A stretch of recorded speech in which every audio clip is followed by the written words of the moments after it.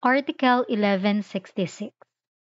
The obligation to give a determinate thing includes that of delivering all its accessions and accessories, even though they may not have been mentioned. Ang general rule kasi is that lahat ng accessions and accessories ay kasama kapag ang obligation natin is to give a determinate thing. So kahit na hindi pa na-mention.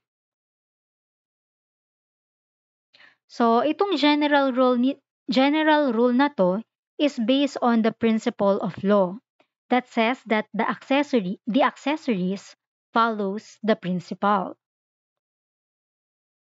So in order na hindi ma-exclude or hindi sila maisama, kailangan may stipulation yung mga parties. So ano nga ba tong accessions and accessories? So accessions are the fruits of a thing or addition to or improvements upon a thing. Yung principal yun yung thing. So example natin, so ito civil fruit yung rent ng building. O kaya naman so addition to or improvements upon a thing. So kunwari yung land, merong bahay dun sa land. O kaya naman dun sa land, merong mga puno. So, accessions yan. Tsaka yung aircon dun sa car.